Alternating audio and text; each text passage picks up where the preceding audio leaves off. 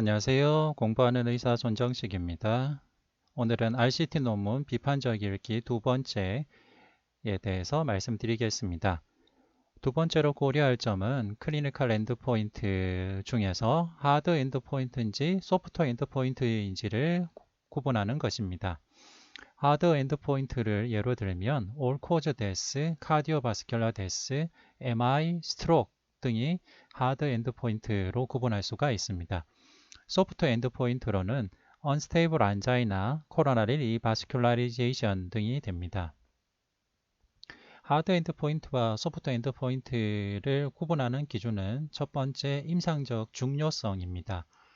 올코즈 데스를 생각해 보시면 사실 인간을 대상으로 하는 임상시험에서 제일 중요한 클리니컬 엔드포인트라면 사망일 것입니다.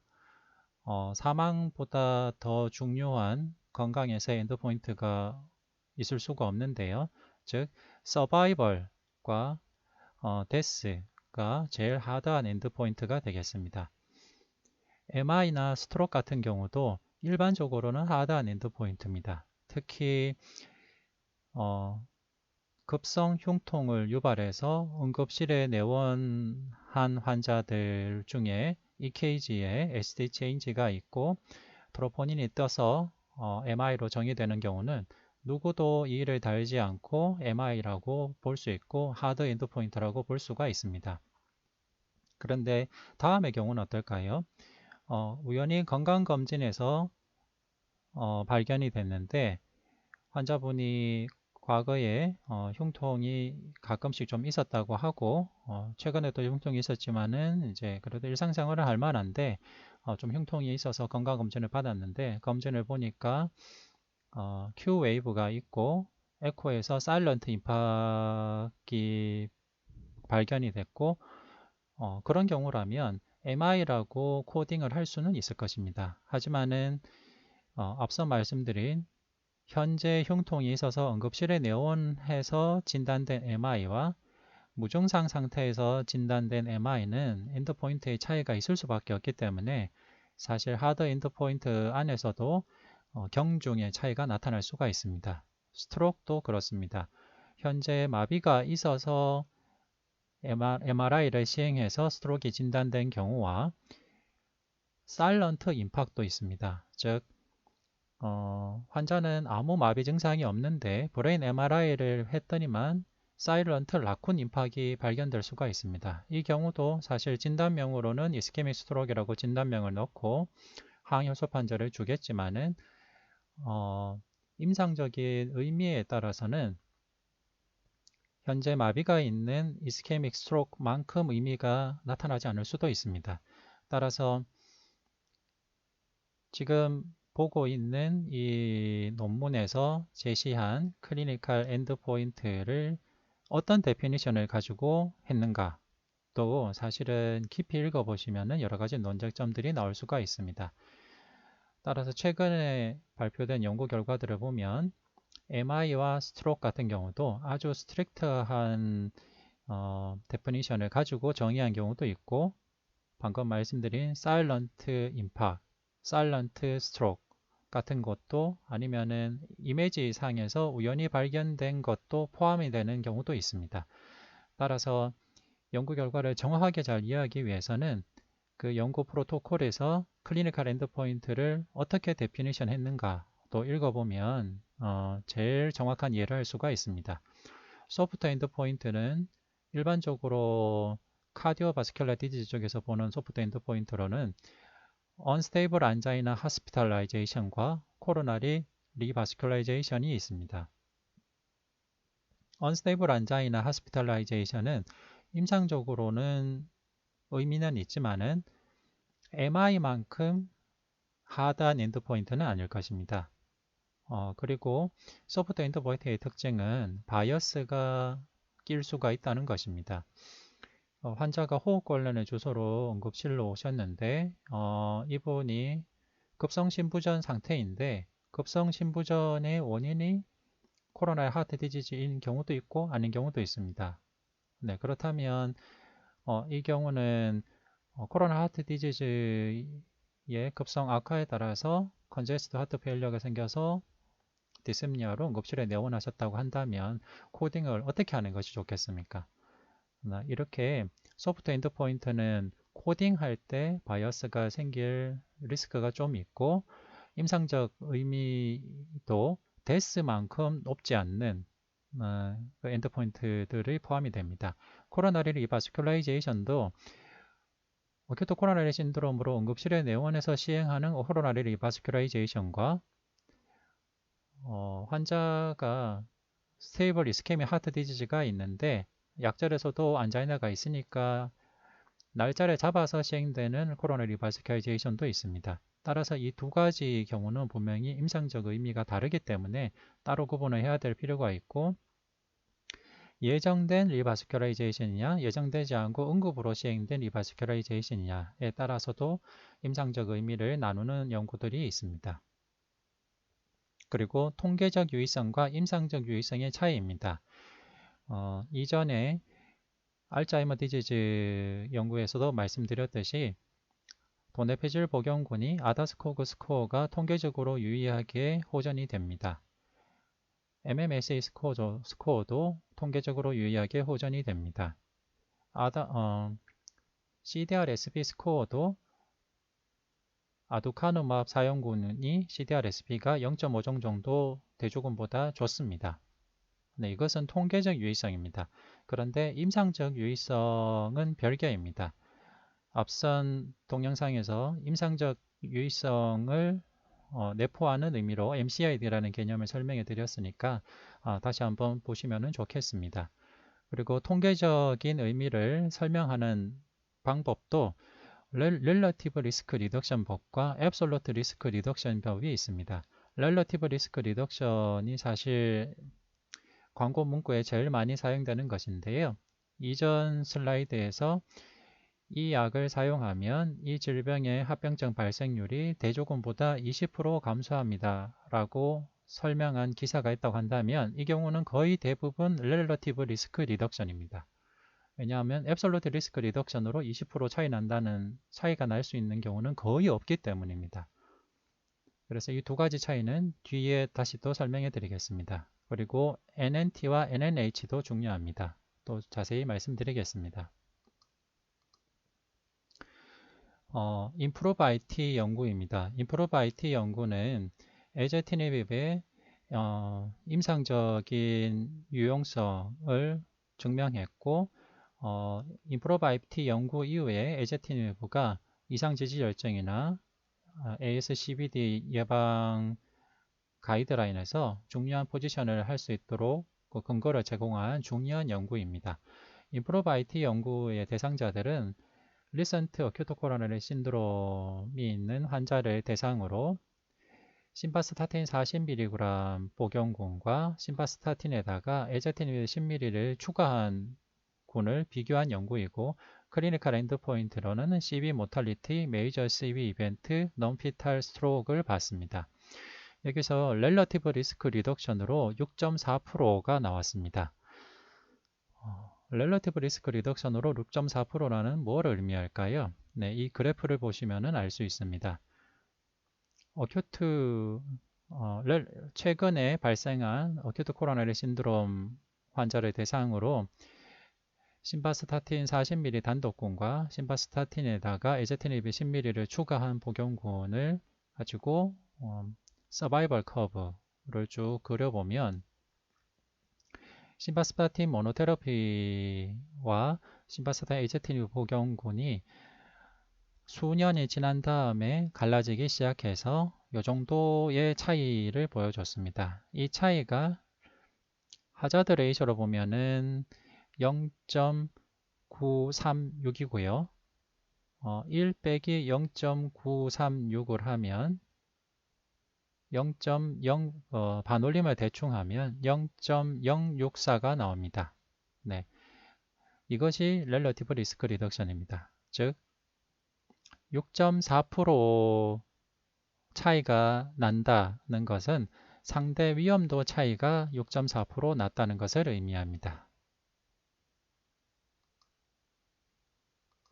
엔드포인트를 좀 더 자세히 보면요. 프라이머리 엔드포인트는 카디오바스큘라 데스, 메이저 코로나리 이벤트 non-fetal stroke입니다.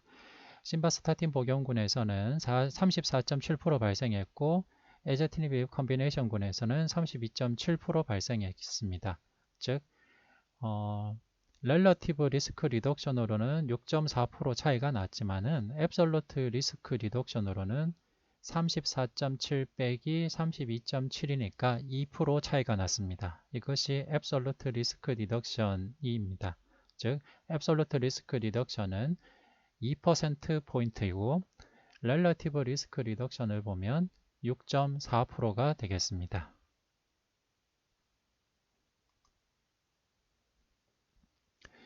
올코즈 데스가 모두가 동의하는 제일 중요한 엔드포인트예요. 보시면 차이가 없습니다. 카디오바스큘라 데스도 차이가 없습니다. 코로나리 하트 디지즈 데스도 차이가 없습니다. 이렇게 하드한 엔드포인트는 차이가 없었습니다.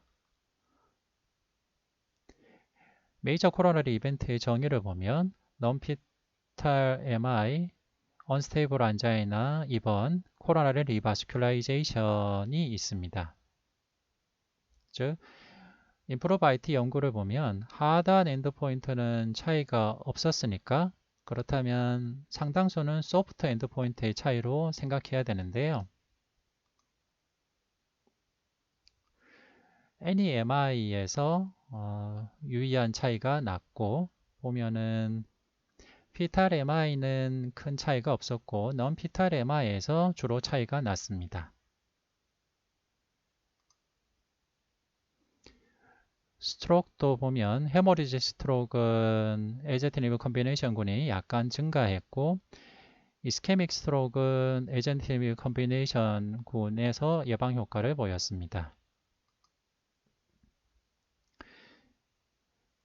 코로나리 리바스큘라리제이션은 30일 랜더마이제이션 30일 이후에 발생한 코로나리 리바스큘라리제이션은 별다른 차이가 없었습니다. 그런데 얼전트 코로나리 리바스큘라리제이션은 약간 에제티니브 컨비네이션군이 호전이 되는 양상이었습니다. 이것을 전체적으로 보면 인프로바이트 연구는 메디안 팔로우 기간이 6년이었고요. 프라이머리 아웃컴은 CV 모탈리티, 메이저 CV 이벤트, non-fetal stroke인데 메이저 CV 이벤트에서 언스테이블 안자이나 어드미션과 코로나리 리바스큘라이제이션이 들어가 있었습니다. 심바스타틴 모노테라피군이 프라이머리 엔드포인트, 프라이머리 아웃컴이 34.7% 발생, 에제티니브 컨비네이션군이 프라이머리 아웃컴 32.7% 발생, 앱솔루트 리스크 리덕션으로는 2%가 났습니다. 앱솔루트 리스크 리덕션으로 2%인 경우는 넘버 니드 투 트리트를 보면 50입니다.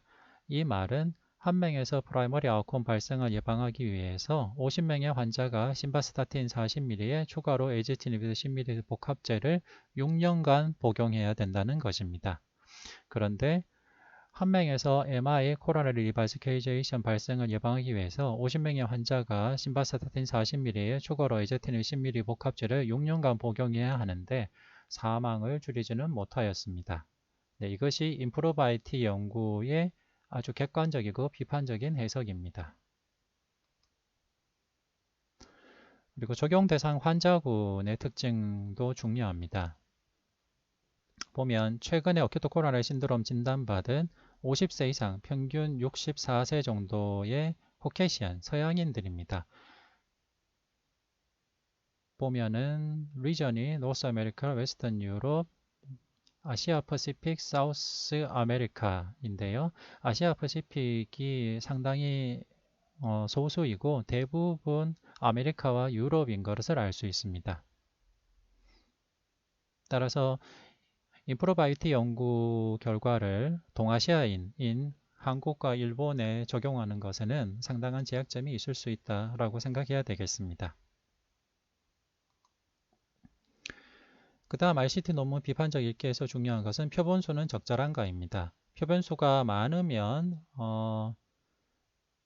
약간이라도 통계적으로 유의한 차이가 나면은 연구 결과가 효과가 있는 것처럼 나올 수 있지만은 그 통계적으로 유의한 차이가 임상적으로 별로 중요하지 않은 차이일 수 있습니다. 그리고 표본수가 적으면은 임상적으로 중요한 차이인데 통계적으로 유의성이 못 얻어져서 연구 결과가 뉴트럴하게 나올 수도 있습니다. 그래서 표본수가 어떤지 잘 확인해야 되겠고요. 이중 맹검이 중요합니다. 바이어스를 줄이기 위한 제일 좋은 방법은 현재까지는 이중 맹검밖에 없습니다. 이중 맹검을 해야 환자 측 바이어스도 줄일 수 있고 의사 측 바이어스도 줄일 수 있고 통계 분석하는 전문가의 바이어스도 줄일 수가 있습니다. 그런데 프로브 연구라는 것이 있는데요. 프로스펙티브 랜더마이즈드 오픈 라벨 블라인드드 엔드포인트고 주로 일본에서 시행되는 연구입니다.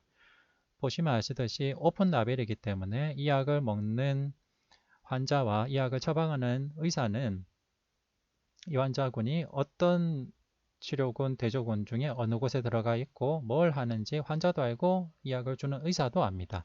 다만 블라인드 엔드포인트만 있는데 이 경우는 뭐냐 하면 이 환자의 코딩된 데이터를 분석하는 전문가만 블라인드드 되어 있습니다. 즉 통계 분석을 하는 사람은 바이어스가 안 들어갈 수 있지만은 바이어스의 제일 큰 원인이 되는 환자 측 바이어스와 의사, 연구자 측 바이어스가 있기 때문에 사실 RCT만큼 신뢰도가 있기 힘들지 않을까 하는 것이 제 생각입니다. 그리고 연구 시작 시점에서 각 군의 역학적, 임상적 특징이 기술되어 있는지를 봐야 되는데요. 베이스라인 캐릭터리스틱의 특징을 잘 봐야 됩니다. 이 연구의 대상자군이 아주 초고령자라면 중년의 환자에게 적용하기 힘들겠고 이 연구의 대상자들이 다이아스톨릭 블러드 프레셔도 높은 고혈압 환자라면 아이솔레이티드 시스톨릭 하이퍼텐션 환자한테 적용하기는 무리가 있겠습니다. 그리고 대상자의 연령과 질환의 특징을 고려할 때 추적 기간이 충분히 긴가도 중요한데요. 비교적 단기간에 차이가 날 수 있는 연구라면은 추적 기간이 길 필요가 없겠지만은 고혈압 환자, 즉 다른 CVD가 발생하지 않는 고혈압 환자에서 CVD의 1차 예방을 보기 위한 연구라면 적어도 5년 이상의 기간이 필요하다고 볼 수가 있습니다.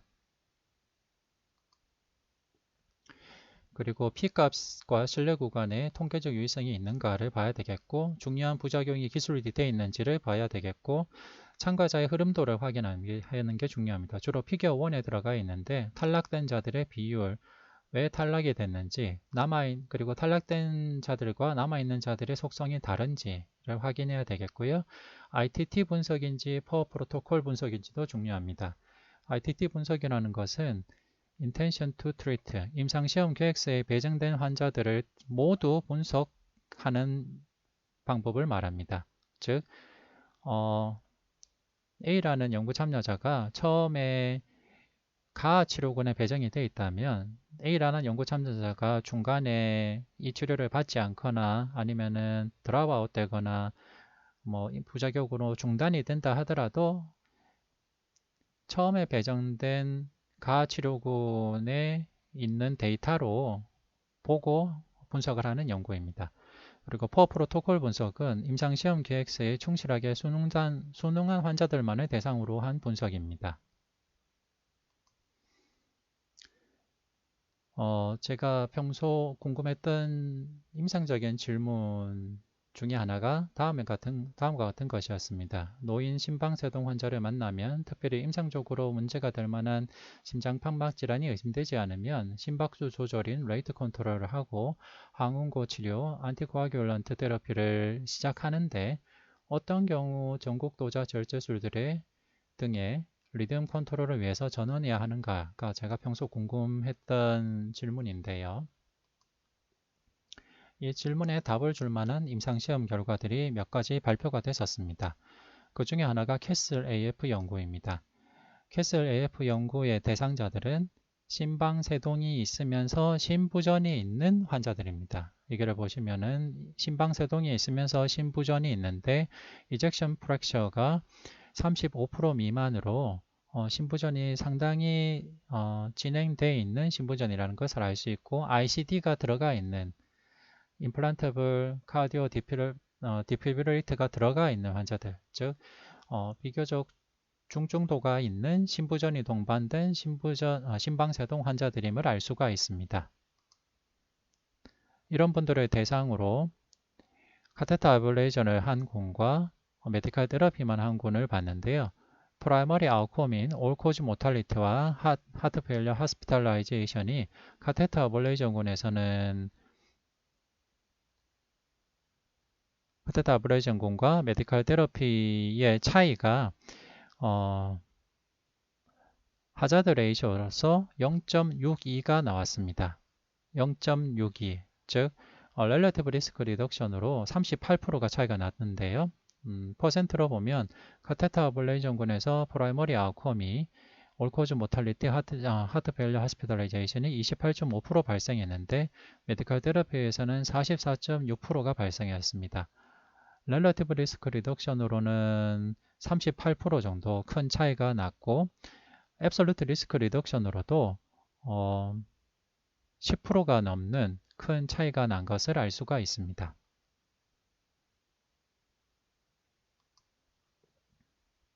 캐슬 AF 연구를 좀 더 숫자적으로 보면 데스와 하스피탈라이제이션 포 하트 페일리어가 카테터 아블레이션 군이 28.5%, 메디컬 테라피 군이 44.6%, 하자드 레이션은 0.62, 앱솔루트 리덕션을 가지고 계산한 NNT는 6입니다.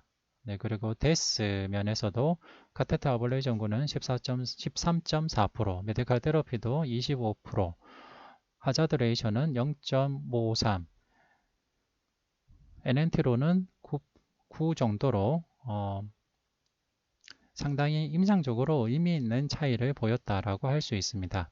어드버스 이벤트는 어블레이션 그룹에서 페리카디알 이퓨전, 블리딩, 펄머너리 베인 스테노시스가 발생했습니다. 즉 카테터 어블레이션에 관련된 부작용들이 발생할 수 있다는 뜻입니다.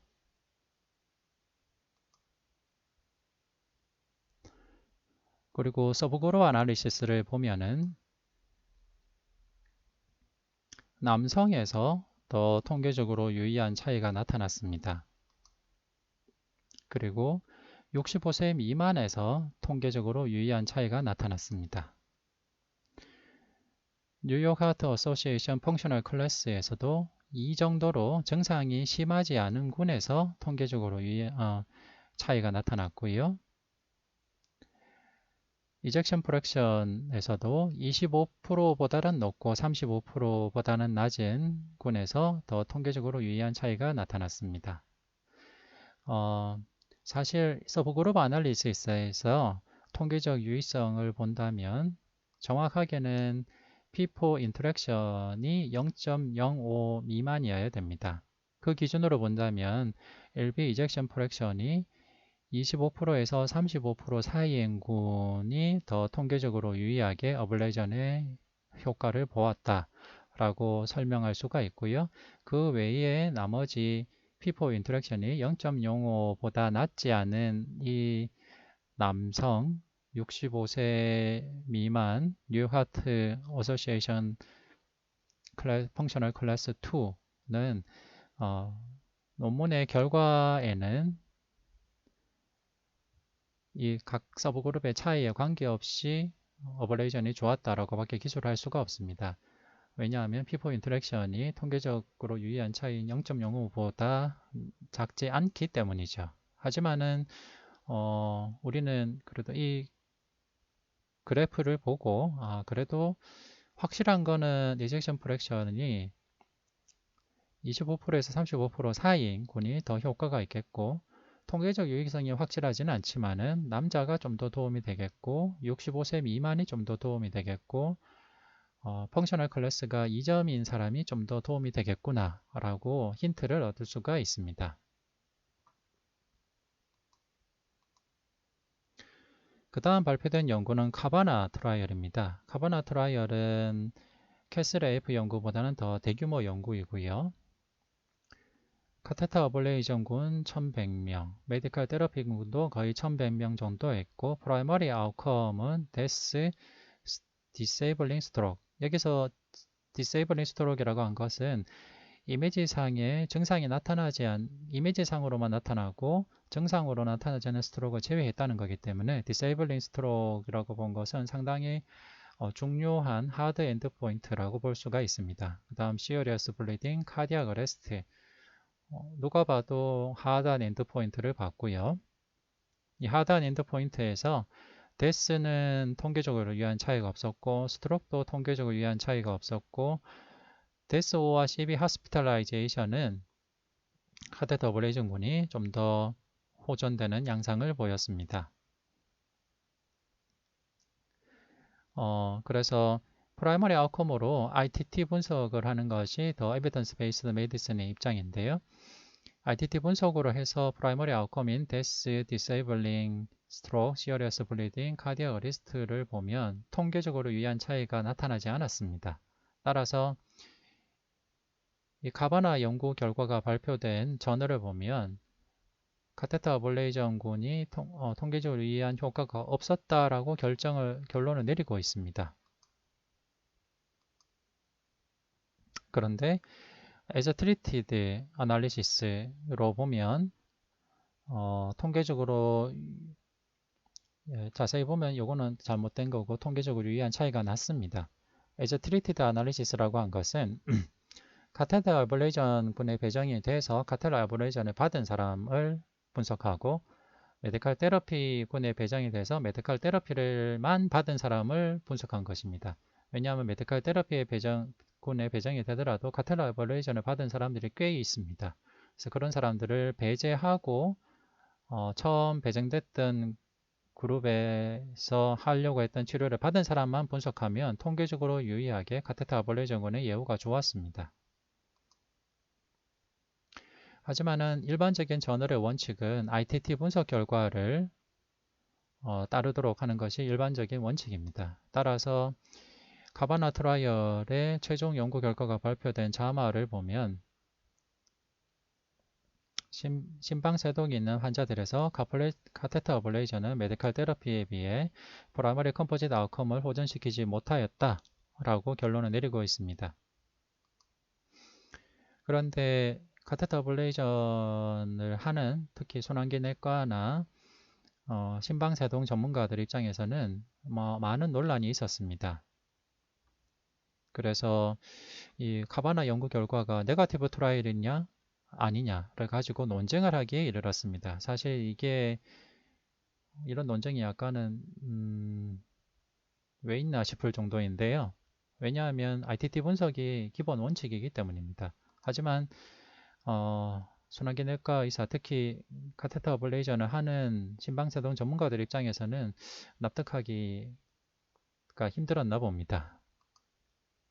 네, 가바나 트라이얼 디자인을 보면 인클루전 크라이테리아에서 65세 이상이거나 65세 미만이면 CV 리스크 팩터가 있고 그리고 어블레이션이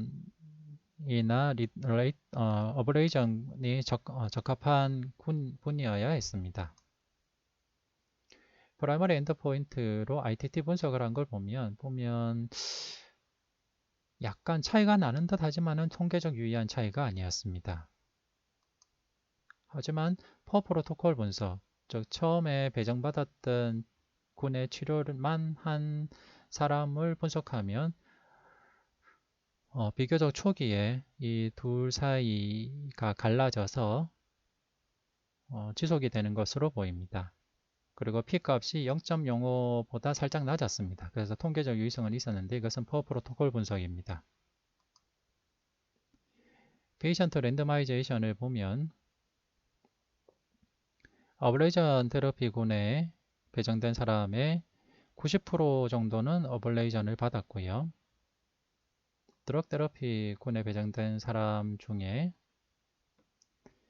27% 정도는 어블레이션을 받았습니다. 네, 그래서 드러그 테러피 배정군에서 상당수가 어블레이션을 받기는 했었습니다.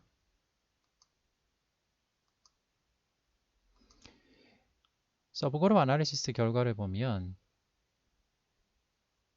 에이지로서는 65세 미만인 경우가 어벌레이 정군의 엔드포인트가 좀 더 적은 것으로 보이고요.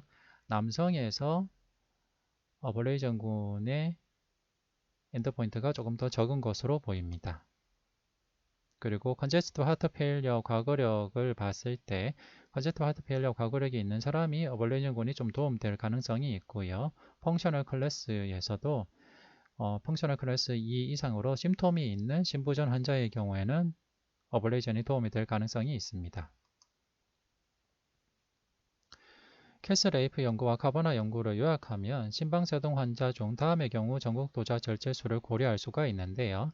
심박수 조절약을 쓰는데도 증상 조절이 되지 않거나 리듬 컨트롤 약물에 효과가 없거나 약을 쓸 수 없는 경우인데 특히 서브그룹으로 보면 남자고 65세 미만이고 심부전이 있는데 너무 심하지는 않는 심부전, 즉 이젝션 프랙션이 25%보다는 높아야 되고 펑셔널 클래스가 2점 정도로 심톰은 있는데 심톰이 심하지는 않는 경우 펑셔널 클래스 2는 일상활동에 약간의 제약을 받지만은 가만히 있을 때는 괜찮고 일상활동을 하면 조금 피로와 팔피테이션 디스미아를 느낄 수가 있는 정도입니다.